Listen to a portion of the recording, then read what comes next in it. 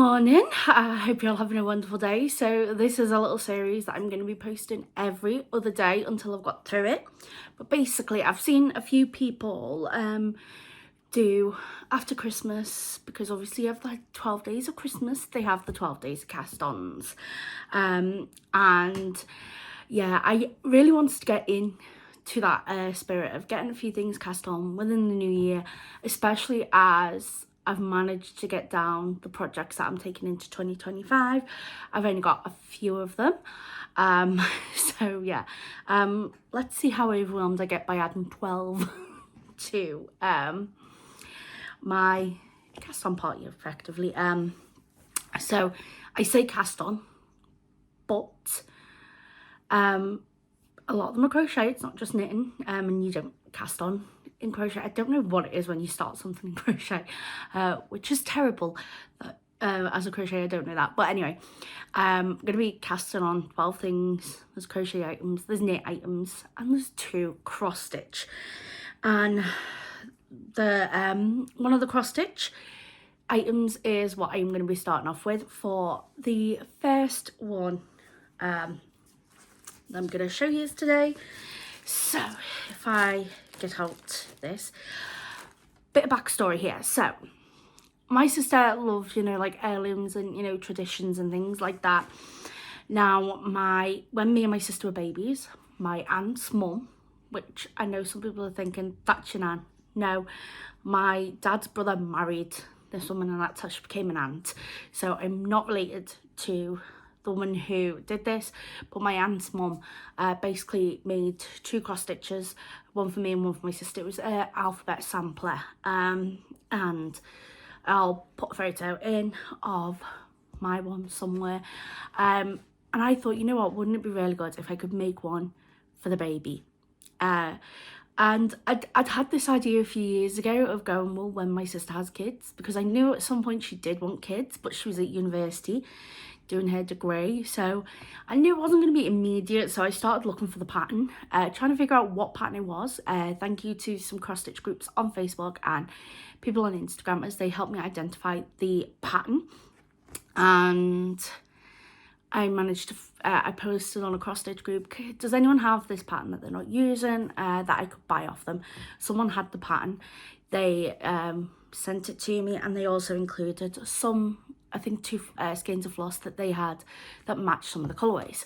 So this is the pattern that I've got and that I'm going to be working on. It is, just say on here, the Enchanted Alphabet. So like that, you'll be able to see the details on the left. Actually, so there's the details there. And I've gone through all the DMC skein numbers, and I've found I'd say I've probably got between 1/4 and 1/3 of them, so I've got enough to keep me going at the moment. But I'm gonna need to purchase some more, so probably what I'm gonna do is split up what I've not got into 2, get half this month, half next month, and that'll be fine. Now, what I am aiming on doing is trying to do 50 squares of this pattern a month. Should get it done in September, and then that allows me to finish it off, do like the embroider his name on, his date of birth, etc., and sort of frame it out for when his first birthday in October. And I know what you're thinking, going, oh my gosh, Abby, 50 squares a month. What are you thinking? Because when I say 50 squares, it's the 10 by 10 blocks. So in effect, it's 500 stitches a month. But if I show you this bit of the pattern here, look at how much of the blocks there have not got anything in them. So there's only, I'll show you the photo. It's only really the dress where there's the 10 by 10 blocks are completely filled. There's a lot of empty space, and because it is letters, you've got all the gaps in the letters and things like that. The stitches are only like 2 or 3 wide at most. So yeah, it shouldn't be too difficult to get the 50 10 by 10 blocks done a month in theory. May have to prioritize it over other items, other things, but anyway, I've got little spreadsheets that I'm highlighting the blocks to keep track. But anyway, let's see what I've got. So I started this last night, not long after the clock went midnight, so that's what we've got there. And if I get this out, it's the start of the top of that A there. So I had measured out this Ada about a week ago. I picked the projects I had in mind a little while ago, and I checked I had all the materials for them. One of them did get changed last minute, well, not last minute, but I'd sort of planned out what I was going to make at like in the beginning of November when doing this, and one of them did get changed during December, but I'll explain when I get into that. So yeah, let's see how I get on with this. I'm really excited to get this going, just because I think it's gonna be lovely, and I'm just gonna think of my nephew every time I'm doing it, which I love thinking about him because he is my light, he is my world, he's my little baba. So yeah, anyway, gonna get going. Yeah, I'm gonna stitch on this for a bit, and then I've got to do some uni work. We've got like a pre-course thing, we've got a pre-course module that we've got to do before we start the course because it's a pre-course, and it'll take roughly about 25 hours. I am halfway through that and I start on the 7th, so sorry, I'm a third of the way through it and I start on the 7th. I want to get another third done today, and then I've got another day where I'm not doing anything, where I've blocked out to do another third. But anyway, gonna get going, gonna get stitching, and I'll speak to you all in a bit. Bye. Right guys, so here's where we are. I've got 3 different colours currently attached, just because I've not finished.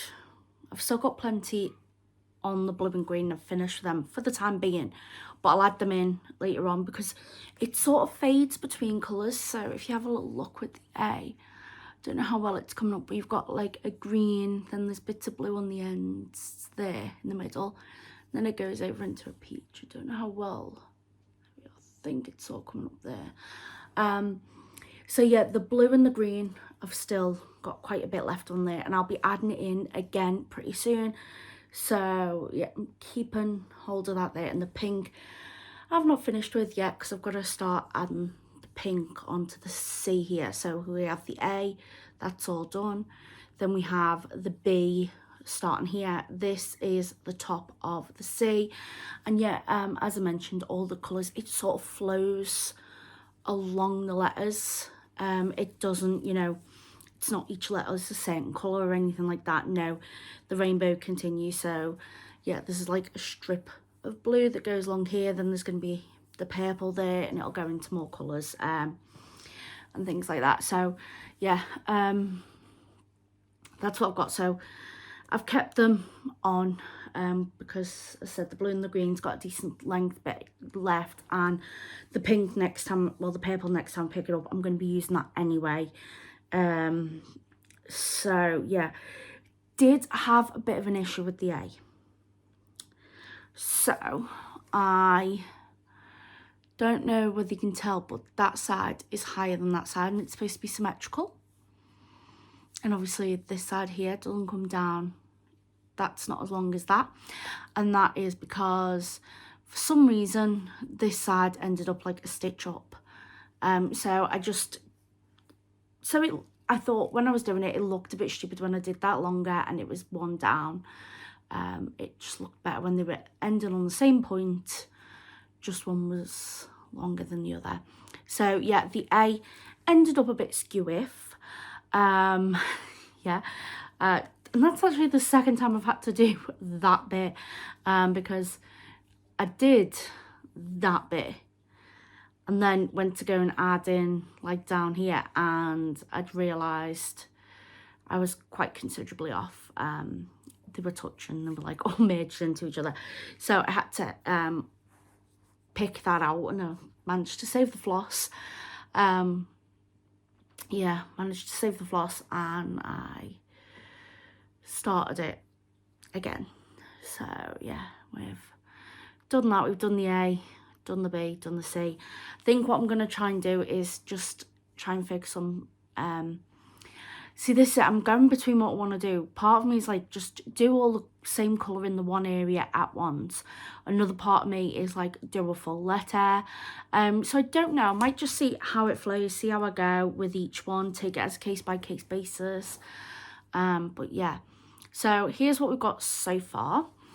Now, as I said, I'm measuring it in 10 by 10 blocks. I've got about, I aim to do 50 a month. That means I should be doing, so I've got to finish it by middle of October, because my nephew, his birthday is 23rd of October. So this is what the plan is in my head. I've got 444 10 by 10 blocks.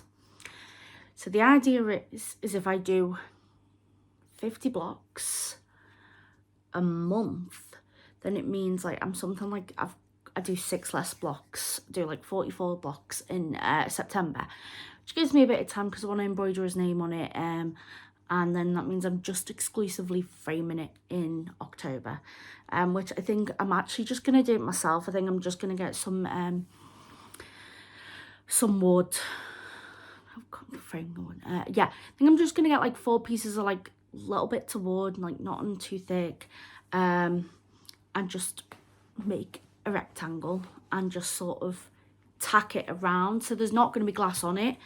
But yeah, that's what I'm thinking about doing, because otherwise I'm going to have to get a frame made for it, because it's going to be a very unusual size. I know that, like, you know, there's the trick of trying to have a look in charity shops because you can get some unusual frame sizes there, but I don't want to have to make it work in a frame, you know, have it where it doesn't look like it's in, like, the frames fits it properly.